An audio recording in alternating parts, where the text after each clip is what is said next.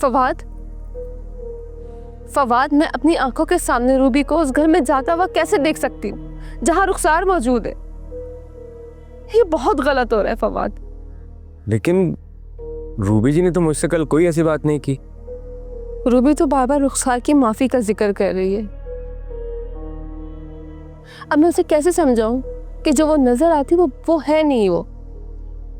लेकिन रुखसार का रवैया तो ठीक था कल। मुझे भी हैरत हो रही है। और उसने रूबी को अलग ले जाकर बात भी की थी। फवाद, वैसे तुमने ये बहुत ही बेवकूफाना हरकत की है। अगर रूबी के साथ कुछ भी गलत होता ना तो जिम्मेदार तुम होते उसके। नहीं राबिया जी, ये आप मुझ पर गलत इल्जाम लगा रही हैं। आप इतना नेगेटिव क्यों हो रही हैं? मुझे खतरे की बू आ रही है फवाद।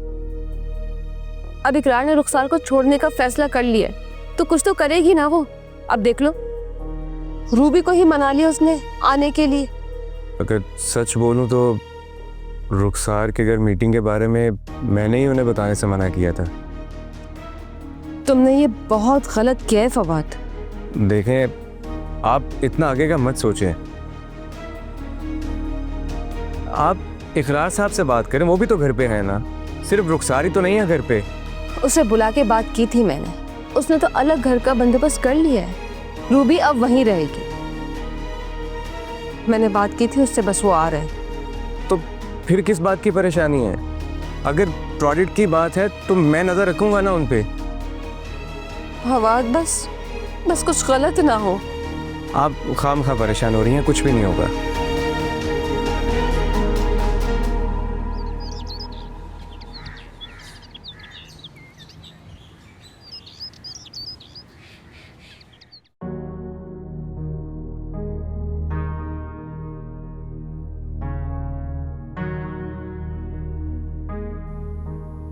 देखती हूँ मेरी सौतन किस हाल में।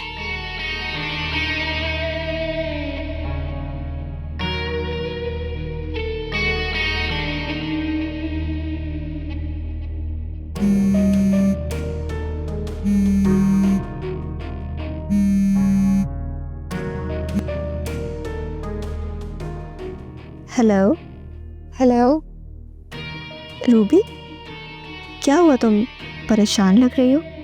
हाँ, राबे से मुझसे नाराज़ है क्योंकि मैं तुमसे मीटिंग के लिए आ गई और मैंने उन्हें बताया भी नहीं।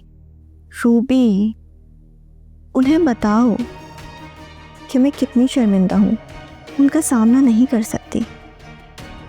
जी, मैंने हालत देखी है तुम्हारी, लेकिन मैं राबे से इसको कैसे मनाऊं?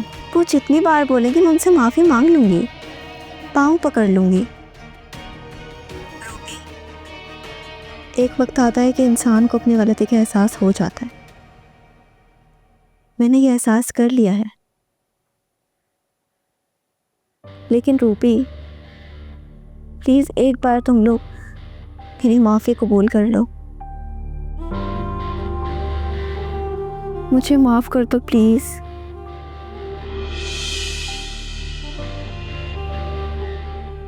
मैं खुद आकर बात करूँगी उससे, लेकिन मेरी ज़रूरत ही नहीं हो रही। तुम एक बार घर आ जाओ, फिर हम दोनों मिलकर उन्हें मनाएंगे। ठीक है, मैं तुम्हारे पास आती हूँ। और हम शहरियार साहब को बुलाकर प्रोजेक्ट भी डिस्कस कर लेंगे।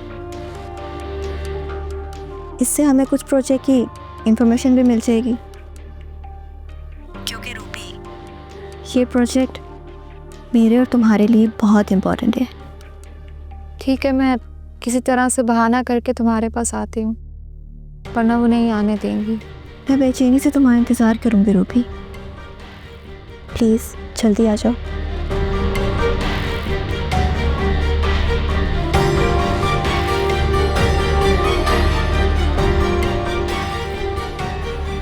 अब बताती हूँ रूबी, खेल क्या होता है।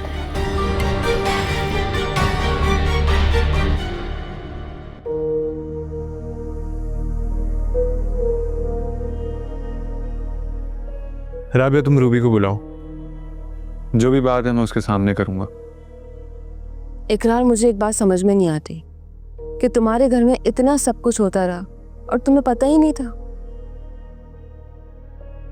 रुखसार उसे बार बार मीटिंग्स के लिए बुलाती रही, तुम इतने लाइन रहे। रूबी मुझसे कुछ डिस्कस करे तब पता चले ना।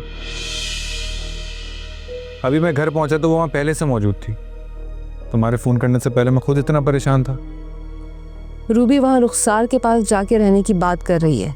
यार यही तो उसे समझाना है, रूबी को रुखसार की नज़रों से दूर रखना है। इकरार, तुम अब रूबी को ले जाओ उस घर में जो तुमने अलग लिया है, और तुम शहरियार को मना कर दो कि रूबी उसके साथ कोई भी प्रोजेक्ट नहीं करेगी। यार ये मुश्किल काम है। शहरियार रुखसार के इशारों पर चलता है। रुखसार पहले ही 2-3 प्रोजेक्ट की फंडिंग कर चुकी है। ये शहरियार ना एक शातिर आदमी है, इसे सिर्फ पैसे से गर्ज है। तो फिर तुम अब क्या करोगे? मैं 1-2 दिन में रूबी को ले जाऊंगा, तब तक नए घर की चाबियां भी हैंड ओवर हो जाएंगी। फिर मैं मनाइल से बात करूंगा, शहरियार की बेटी से। वो उसकी बात सुनता है। मैं कोशिश करूंगा कि शहरियार इस प्रोजेक्ट को करने से बाज रहे। ठीक है, मैं जब तक रूबी को संभालने की कोशिश करती हूँ। दोबारा मीटिंग की कॉल आए तो कोशिश करना रूबी ना जाए। क्या मैं रूबी से मिल सकता हूँ? मिल सकते हो रूबी से, लेकिन इकरार, मुझे तुमसे एक और बात करनी थी।